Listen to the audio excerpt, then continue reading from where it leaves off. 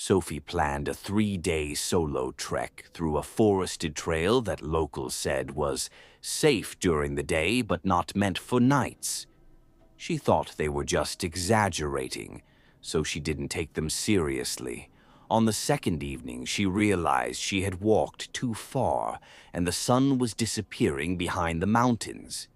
She was still at least 5 kilometers away from the base village. She wasn't scared at first, until she heard something behind her. Not an animal, not wind. It sounded like a person walking, but the steps were off, too slow, too deliberate, like someone was matching her pace on purpose. She turned around. No one. She kept walking. The sound started again, dry leaves being stepped on, always 20 or 30 feet behind her. She called out, "Hello, is someone there?" No answer. She increased her pace. The footsteps followed. By now it was almost dark. The forest had turned pitch black except for the faint glow of the sky. Sophie took out her phone flashlight. The beam cut through the darkness but didn't show much. About 10 minutes later, she saw something ahead. A woman, standing absolutely still between the trees. She felt a rush of relief and shouted, "Hey, are you lost?" The woman didn't move, didn't respond, didn't even shift her body. Just stood there, facing her, as if she had been waiting. Sophie slowed down and kept her flashlight pointed at the woman. Her clothes looked outdated. Not trekking clothes, more like something from the 90s. A long shawl wrapped around her shoulders, hair falling over her face. And then she noticed something else, something that didn't make sense. The woman wasn't breathing. Her chest wasn't moving, not even slightly. She whispered, "Hello?"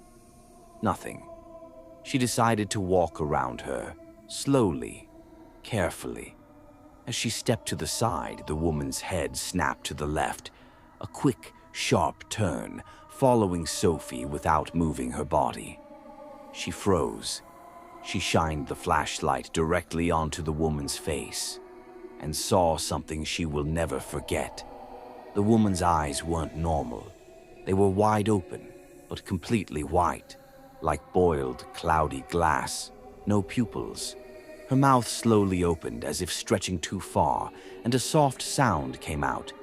Not a word, not a cry. Something like breathing in reverse. A deep, unnatural inhale.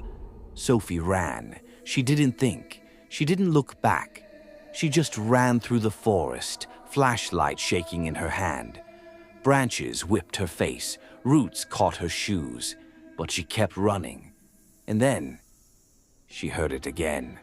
Footsteps, but this time not behind her, beside her, as if something was running parallel to her through the trees, matching her speed. Effortlessly, Sophie screamed and sprinted faster. Her lungs were burning, her legs were giving up, but she kept going. Finally, she saw it, a faint light in the distance. The base village. She burst out of the forest and collapsed near the first house she found. The villagers rushed to her, gave her water, and tried to calm her down. When she told them what she saw, every single person went silent. One old man finally spoke. "You saw Arya?" Neha asked who that was. The old man looked at her with fear in his eyes. She was a woman who got lost in that forest 25 years ago during winter.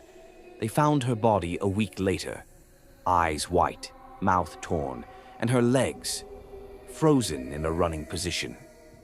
Sophie asked, "Is her spirit dangerous?" The old man shook his head slowly. "She doesn't kill, she doesn't speak. She just follows people, because when she died running, trying to reach the village." Sophie slept in the village that night, but she didn't close her eyes even once, because the last thing she heard, around 3 a.m., was soft crunching footsteps outside the house, like someone still wandering, still searching, still running.